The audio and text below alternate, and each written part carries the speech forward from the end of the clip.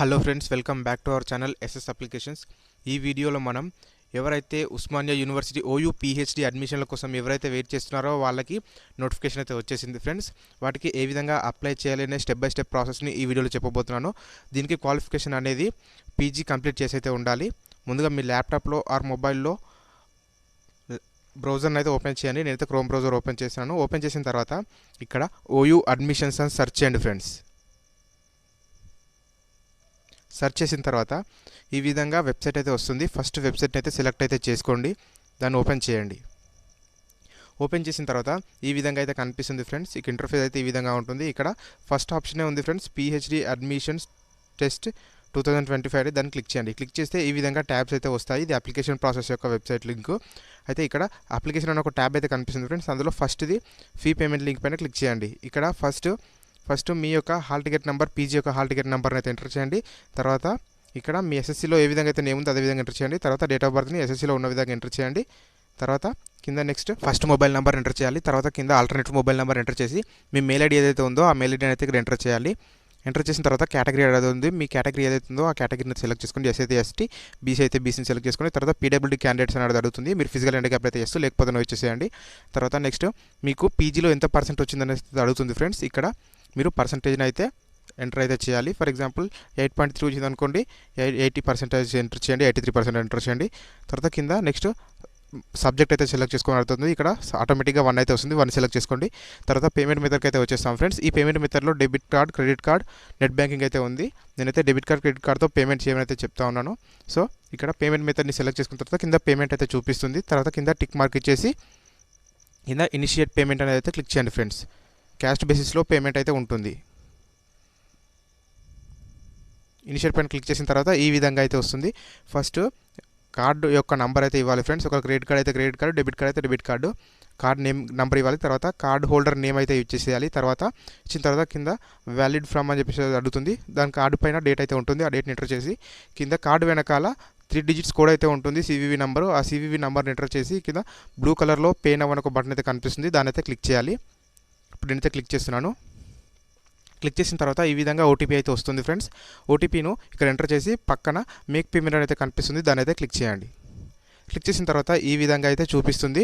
ఇక్కడ first continue option అనే click చేయండి. క్లిక్ చేసిన తర్వాత ఇక్కడ మనం డైరెక్ట్గా ఈ స్టెప్కి అయితే వచ్చేస్తాం ఫ్రెండ్స్. ఇక్కడ ఫస్ట్ ఏ సబ్జెక్ట్ అప్లై చేయాలనుకుంటున్నారో ఫ్యాకల్టీని సెలెక్ట్ చేసుకోవాలి. తర్వాత నెక్స్ట్ అందులో ఏ సబ్జెక్ట్ అయితే సెలెక్ట్ చేసుకున్నారో ఆ యొక్క సబ్జెక్ట్ని సెలెక్ట్ చేసుకొని పక్కన గ్రీన్ కలర్లో యాడ్ అని ఒక బటన్ అయితే కనిపిస్తుంది, దాన్ని క్లిక్ చేయండి. క్లిక్ చేసిన తర్వాత మీ యొక్క సబ్జెక్ట్ అనేది యాడ్ అయిపోతుంది. తర్వాత నెక్స్ట్ ఈ విధంగా బ్లూ కలర్ బటన్ వస్తుంది. ఒకవేళ మీరు డిలీట్ చేసుకుంటే డిలీట్ కూడా చేసుకోవచ్చు. ఈ స్టెప్లో మనం father name, mother name, Aadhaar card number అయితే ఎంటర్ చేయాలి. ఫస్ట్ ఫాదర్ నేమ్ అయితే ఎంటర్ చేయండి, యాజ్ పర్ ఎస్ఎస్సీలో ఏ విధంగా ఉందో అదే విధంగా అయితే ఎంటర్ చేయండి. తర్వాత నెక్స్ట్ మదర్ నేమ్ అయితే అడుగుతుంది. ఆ మదర్ నేమ్ని కూడా ఎస్ఎస్సీలో ఏ విధంగా అయితే ఉందో అదే విధంగా ఎంటర్ చేసి తర్వాత కింద జెండర్ని సెలెక్ట్ చేసుకోమని అడుగుతుంది. మీరు మేల్ అయితే మేల్, ఫీమేల్ అయితే ఫీమేల్ని సెలెక్ట్ చేసుకొని తర్వాత ఆధార్ కార్డ్ నెంబర్ని అయితే ఇవ్వాల్సి అయితే ఉంటుంది ఫ్రెండ్స్. ఆధార్ కార్డ్ నెంబర్ ఇచ్చిన తర్వాత కింద క్యాస్ట్ అయితే సెలెక్ట్ చేసుకోమని అయితే అడుగుతుంది. స్టేట్ అయితే అడుగుతుంది. స్టేట్ని అయితే సెలెక్ట్ చేసుకోండి. తర్వాత కింద మీరు బర్త్ డిస్ట్రిక్ట్ అయితే అడుగుతుంది. ఆ బర్త్ డిస్ట్రిక్ట్ని సెలెక్ట్ చేసుకోండి. అన్ని డిస్ట్రిక్ట్స్ అయితే కనిపిస్తాయి. సెలెక్ట్ చేసిన తర్వాత ఇక్కడ కేటగిరీ డిస్ట్రిక్ట్స్ అయితే అడుగుతుంది ఫ్రెండ్స్. ఇక్కడ ఫస్ట్ మీరు ఓటీఆర్లో ఇచ్చిన డీటెయిల్స్ ఇక్కడ ఫిల్ అయిపోతాయి. తర్వాత ఇక్కడ సబ్ క్యాస్ట్ అయితే అడుగుతుంది. ఇందులో ప్రతి ఒక్క సబ్ క్యాస్ట్ అయితే ఉంటుంది. నేనైతే సబ్ క్యాస్ట్ని సెలెక్ట్ చేసుకుంటున్నాను. సెలెక్ట్ చేసిన తర్వాత పక్కన క్యాస్ట్ సర్టిఫికేట్ నెంబర్ అయితే అడుగుతుంది ఫ్రెండ్స్. క్యాస్ట్ సర్టిఫికేట్ నెంబర్ అయితే ఇచ్చేసేయండి. అడ్రస్ డీటెయిల్స్లో ఇక్కడ మనం ఫస్ట్ హౌస్ నెంబర్ ఎంటర్ చేయాలి. తర్వాత next village or street name అయితే అడుగుతుంది, ఇక్కడ ఎంటర్ చేయండి ఫస్ట్. తర్వాత village name or locality enter చేయాలి. ఎంటర్ చేసిన తర్వాత నెక్స్ట్ మండల్ అయితే అడుగుతుంది, మండల్ని ఎంటర్ చేయండి.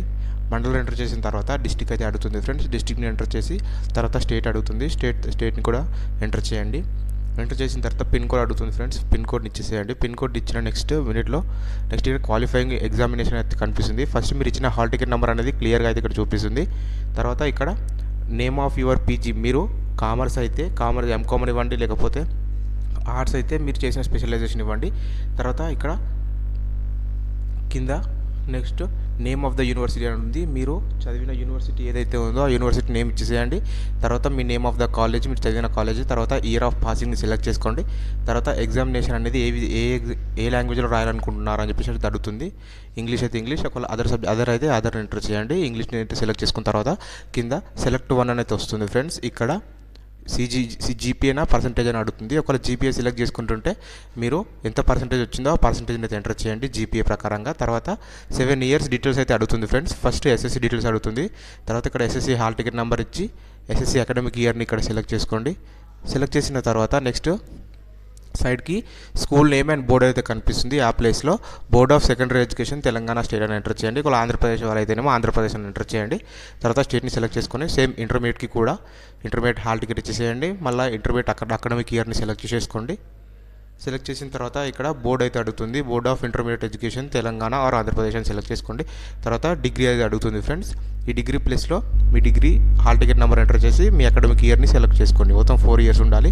తర్వాత బోర్డ్ ఏదైతే ఉందో ఆ బోర్డ్ని కూడా ఎంటర్ చేసండి. ఉస్మానియా అయితే ఉస్మానియా. తర్వాత పీజీ డీటెయిల్స్ అనేవి ఆటోమేటిక్గా వచ్చేస్తాయి. అక్కడ మీరు పీజీ స్టార్ట్ అయిన డేట్ అండ్ పాసింగ్ డేట్ని ఎంటర్ చేసి తర్వాత యూనివర్సిటీ నేమ్ ఎంటర్ చేసి కింద స్టేట్ని సెలెక్ట్ చేసుకోవాలి. సెలెక్ట్ చేసిన తర్వాత కింద నెక్స్ట్ ఇక్కడైతే చూపిస్తుంది ఫ్రెండ్స్. ప్రతి ఒక్కటి క్లియర్గా ఎంటర్ చేయాలి. ఎంటర్ చేసిన తర్వాత ఇక్కడ మనం టెస్ట్ సెంటర్కి అయితే వచ్చేసాం ఫ్రెండ్స్. హైదరాబాద్ మ్యాండేటరీగా ఉంది. తర్వాత ఫోటోను అయితే అప్లోడ్ చేయాలి. ఇక్కడ ఫోటోను అప్లోడ్ చేసిన తర్వాత ఫోటో అనేది 50 KB తక్కువ ఉండాలి. సిగ్నేచర్ అనేది 30 KB కన్నా తక్కువ ఉండాలి. అది కూడా జేపీజీ ఫార్మెట్లో ఉండాలి.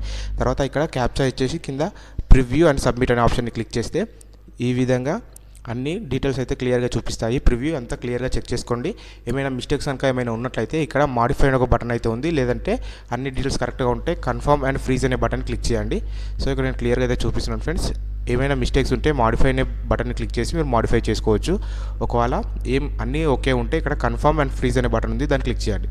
క్లిక్ చేస్తే ఈ విధంగా అప్లికేషన్ ప్రింట్ అనేది వస్తుంది. దాన్ని క్లిక్ చేస్తే ఆటోమేటిక్గా మీ ప్రింట్ అనేది డౌన్లోడ్ అయితే అయిపోతుంది ఫ్రెండ్స్. నేనైతే క్లిక్ చేస్తున్నాను. ఈ విధంగా వచ్చిందాన్ని మీరు డౌన్లోడ్ చేసి ప్రింట్ అయితే తీసి పెట్టుకోండి.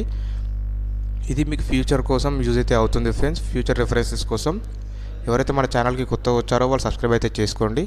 అదేవిధంగా ఎవరైతే మీ ఫ్రెండ్స్ PhD ఎంట్రన్స్ టెస్ట్ కోసం ఎవరైతే వెయిట్ చేస్తున్నారో వాళ్ళకి ఈ వీడియో అనేది షేర్ చేయండి. అదేవిధంగా ఇంకేమైనా డౌట్స్ కనుక ఏమైనా ఉన్నట్లయితే మీరు నా కామెంట్ సెక్షన్లో అడగండి. ప్రతి కామెంట్కి నేను రిప్లై అయితే ఇస్తాను. Like, share, subscribe.